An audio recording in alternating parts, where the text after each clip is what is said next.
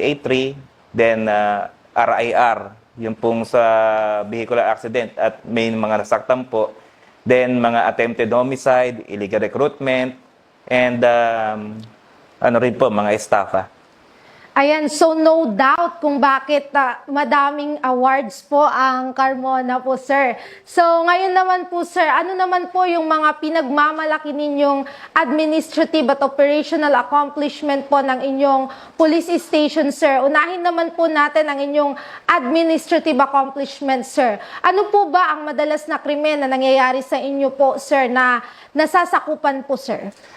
Usually po, na dadalaw po kami ng mga carnapping, pero meron po mga isolated cases. Like ito po yung nag-viral dati na tapon po na pugot ang ulo.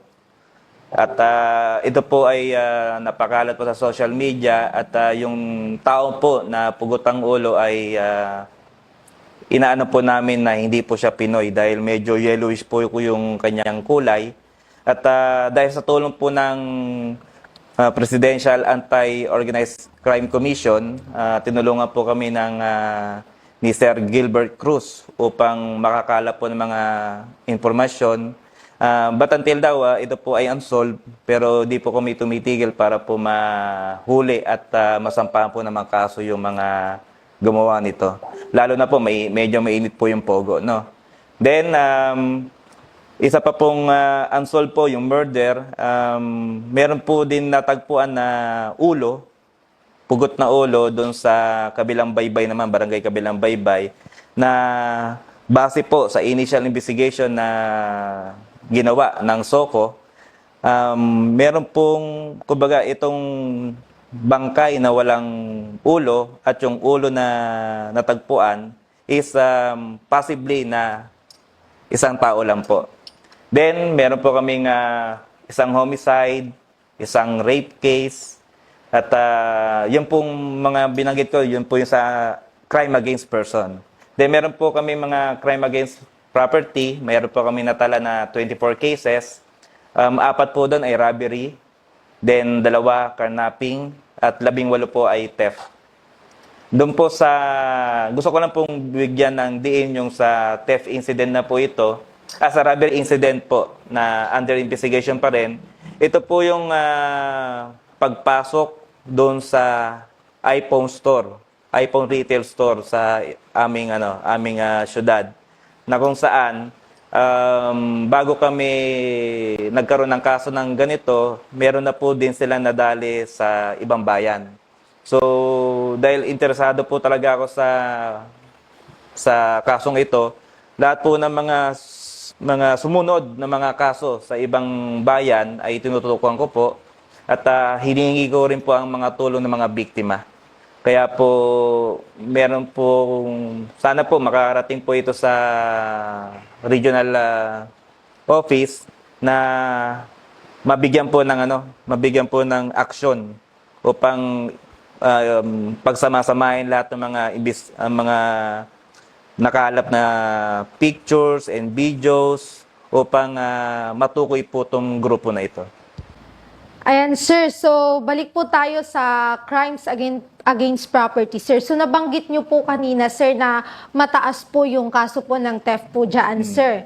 Ano-anong klase po ng theft kaya yan, sir? At ano kaya yung mga factors po kung bakit po mataas po ang kaso ng theft po dyan sa Carmona, sir? Okay po, sa kaalaman po ng lahat, ang Carmona City ay meron po, kami po yung dulo at una ng probinsya ng Cavite. Kami po yung boundaryan po namin ay Biñan. Then progressive po tong City of Carmona. Kaya parang attractive sa mga kawatan, no. Pero sa natala po namin 18 insidente, 15 po yung doon. Kumbaga 15 po yung solved, 2 yung cleared, isa na lang po yung under investigation namin. So, ito po mga theft incident na po ito ay meron pong sa DC, meron pong nakaiwan lang ng bukas yung pintuan nila dahil alam naman po natin na galing po tayo sa El Nino season. So yung iba po diyan natutulog, bukas po yung pinto.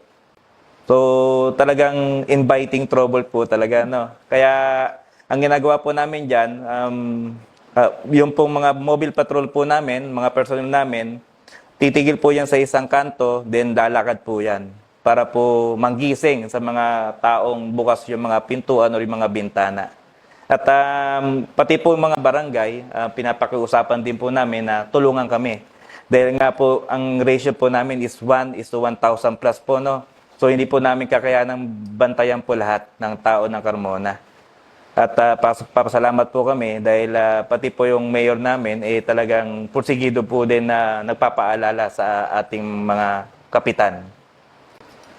Ayan, sir. So, may mga crime prevention strategies po ba kayong ginagawa para mapigilan po ang mga krimen na nangyayari po sa inyong nasasakupan, sir? Opo, last January po, nagkaroon po kami ng 2 carnapping incidents. So, dahil po doon, isang barangay lang po kung saan nangyari yon, nakaisip po ko ng isang paraan or initiative na tinawag po namin Oplan Acts Initiative.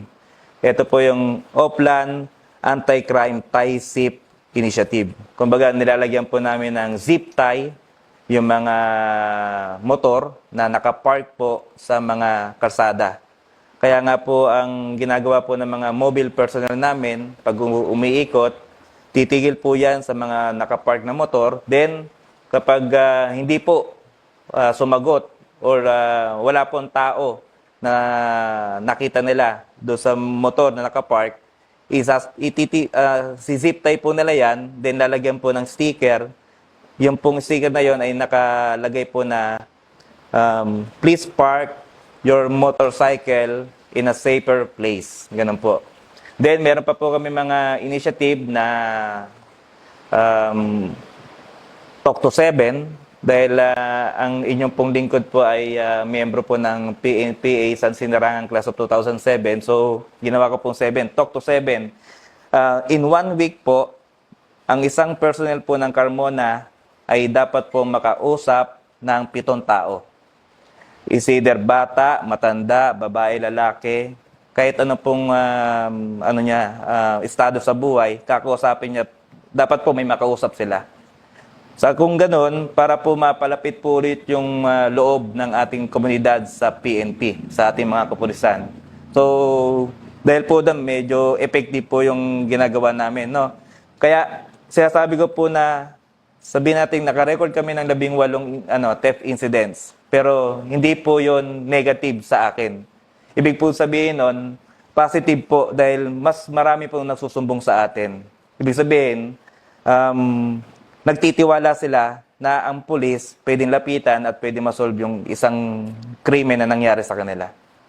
Ganun po. Ayan, so narinig po natin yung mga strategies ng Carmona City Police Station. So makikita po natin na talagang hindi po titigil ang kapulisan po ng Carmona sa pagpapaigting po ng seguridad para sa kaayusan po ng ating lugar dyan po, sir. Ngayon po, sir, matanong ko lang po, sir, kung saan pong bandang lugar yung madaming nangyayaring krimen po dyan sa Carmona, sir? Okay po, ang kalimitan na pinangyayarihan po ng mga krimen ay yung Barangay Bangkal at yung Barangay Maduya. Pati yung Barangay Mabuhay po. Yung Barangay Bangkal at Barangay Maduya po ay